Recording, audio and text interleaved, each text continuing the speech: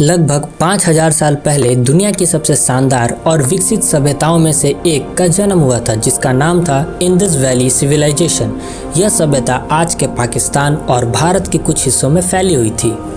इस सभ्यता के सबसे बड़े शहर जैसे हड़प्पा और मोहनजोदारो अपनी शानदार प्लानिंग और एडवांस टेक्नोलॉजी के लिए मशहूर थे। हड़प्पा सभ्यता के शहर बहुत ही अच्छी तरह से प्लान किए गए थे। यहाँ सीधे सड़कें, एक जैसे घर और पक्की ईंट से बनी बिल्डिंग मिलते थे। सबसे हैरानी की बात ये थी कि इन शहरों में एक एडवांस ड्रेनेज सिस्टम मिलता था और हर घर में पानी निकलने के लिए एक अलग नलियाँ बनाई जाती थी जो मेन डैरेज से जाके जुड़ती थी। इससे पता चलता है कि उस समय के लोग सफाई और सैनिटेशन को बहुत महत्व देते थे। तो आइए अब हम इनकी रोज़मर्रा की ज़िंदगी के बारे में जानते हैं। इस सभा के लोग खेती, व्यापार और कला में काफ़ी आगे थे। यहाँ के जो किसान थे वो गेहूँ, जौ और कपास उगाते थे। यहाँ के कारीगर मिट्टी के बर्तन और ईंटों पर कला, उसके बाद मोहर का निर्माण किया करते थे। बच्चे मिट्टी के खिलौने से खेलते थे और इनके परिवार एक बेहतर और साधारण जीवन जीते थे।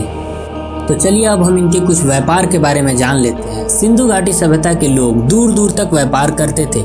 उनका व्यापार अन्य प्राचीन सभ्यताओं के साथ भी होता था। इन्होंने अपने व्यापार का रास्ता समुद्री मार्ग और स्थलीय मार्गों का चुना था। ज़्यादातर करके ये लोग समुद्री मार्गों का प्रयोग किया करते थे। उनके द्वारा बनाए गए सुंदर मोती, गहने और सूती के कपड़े बहुत ही दूर दूर तक मशहूर थे। और यहाँ के किसान जो गेहूँ उगाते थे वो व्यापार करने के लिए किसी और सभ्यता में जाते थे। इनके द्वारा उपजाया हुआ गेहूँ, फल, मसाले इत्यादि बहुत ही मशहूर हुआ करते थे। इनका सबसे मशहूर वाहन नाव हुआ करता था, जिसमें कि ये ढेर सारा सामान रखकर एक स्थान से दूसरे स्थान की ओर जाते थे। देखा जाए तो ये लोग व्यापार के मामला में बहुत ही श्रेष्ठ थे। इन लोगों ने मोती का व्यापार भी बहुत ही अच्छे तरीके से किया था और उसी मोती का प्रयोग करके इन्होंने एक से बढ़कर एक आभूषण का निर्माण किया था, जो आभूषण की महिलाओं में काफ़ी प्रचलित हुआ करता था। तो आइए अब हम व्यापार के अलावा और भी कुछ जानने की कोशिश करते हैं। सिंधु घाटी सभ्यता के सड़कों का निर्माण कुछ इस प्रकार से था कि किसी भी दिशा से अगर एक हवा चले तो सारे धूल कण उस हवा के साथ ही उड़ जाएं, जिससे कि फ़ायदा ये हुआ करता था कि यहाँ के लोगों को सड़कों की सफाई नहीं करनी पड़ती थी। और इन लोगों द्वारा बनाए गए वाटर टनल का तो कोई जवाब ही नहीं है। आज के इंजीनियर भी इन वाटर टनलों को देखकर हैरान हो जाते हैं। जैसे आजकल हमारे घरों में शौचालय का निर्माण हुआ है, ठीक उसी तरह उस समय भी उन लोगों के घर में शौचालय हुआ करता था और एक नहाने के लिए अलग से तालाब बनाया गया था, जिसमें कि सभी बच्चे बूढ़े नहाया करते थे और अपने घरों के कपड़े धोया करते थे। इनके द्वारा बनाए गए इन एडवांस तकनीकों को देखने के लिए लोग दूर दूर से आया करते थे। यह एक शांति प्रिय समाज था जहां मातृभूमि की पूजा और प्रकृति की पूजा की जाती थी। कहा जाता है कि उस समय भी मुद्रा का आविष्कार नहीं हुआ था। हड़प्पा सभ्यता के लोग वस्तु विनिमय प्रणाली का प्रयोग किया करते थे। वस्तु विनिमय प्रणाली का अर्थ होता है कि एक वस्तु को देखकर दूसरी वस्तु से बदलना। ये लोग इराक के साथ व्यापार करते थे, जो कि समुद्री मार्ग द्वारा किया जाता था। उस समय लोथल, गुजरात एक प्रमुख बंदरगाह हुआ करता था, जो कि उस समय का सबसे विशाल बंदरगाह माना जाता था। ये लोग पशुपालन में भी बहुत ही आगे थे।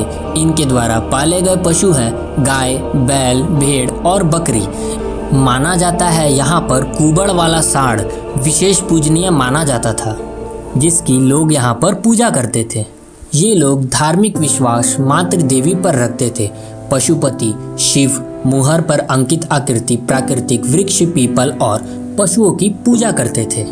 कहा जाता है कि अगर वहाँ पे लंबे समय तक वर्षा नहीं होती थी तो वहाँ के पंडितों के द्वारा हवन किया जाता था, जिसके अग्निकुंड के साक्ष्य कालीबंगा और लोथल से मिले हैं। तो आइए अब हम इनके कुछ रहस्य के बारे में जानते हैं। सिंधु घाटी सभ्यता की एक सबसे बड़ी पहेली है उनकी लिपि। सिंधु घाटी के लोगों ने वहाँ के पत्थरों और पहाड़ों पर कुछ लिखा है, जिसको कि आज भी समझ पाना नामुमकिन सा बन गया है। और साथ में उन्होंने वहाँ के पत्थरों पर छोटी छोटी जानवरों के आकृति बनाए हैं, जिसको समझ पाना आज भी बहुत कठिन है। सबसे बड़ी समस्या यह है कि हमें अभी तक कोई शिलालेख प्राप्त नहीं हुआ है, जिसके कारण हम यहाँ की लिखी हुई भाषा को बिल्कुल समझ नहीं पाते हैं। हड़प्पा के मामले में ऐसा कोई सुराग नहीं मिला है। यहाँ पर लिपि के कुछ प्रमुख साक्ष्य मिले हैं। पत्थर को चौकोर कर उस पर मोहर के निशान और तांबे की तख्तियाँ जिसमें छोटे संदेशों को रखा जाता था। और यहाँ पर सबसे एक विशेष चीज़ थी धौलावीरा का साइन बोर्ड। यहाँ एक बड़े पत्थर पर 10 बड़े संकेत मिले हैं, जिसे दुनिया का सबसे पुराना साइन बोर्ड माना जाता है।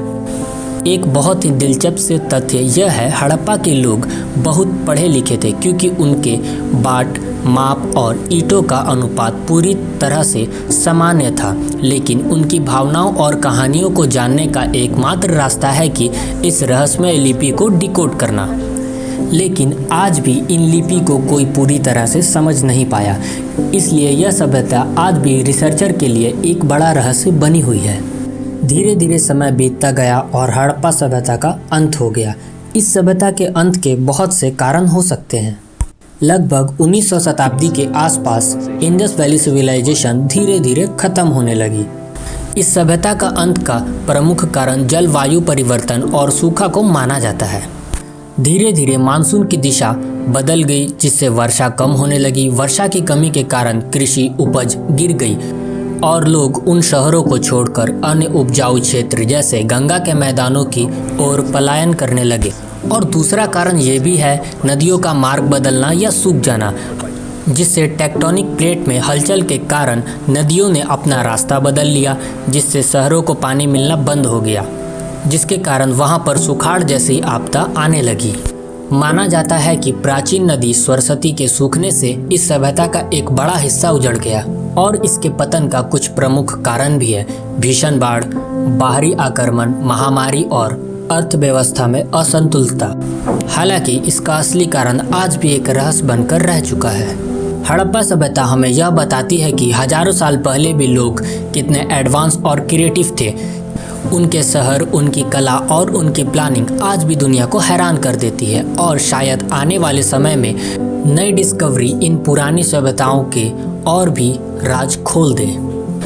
अगर वीडियो पसंद आया हो तो इस चैनल को लाइक, शेयर, सब्सक्राइब ज़रूर करें। अगर आप चाहते हैं कि हम और ऐसे वीडियो लेके आएँ तो दोस्तों एक बार कमेंट करना ना भूलें।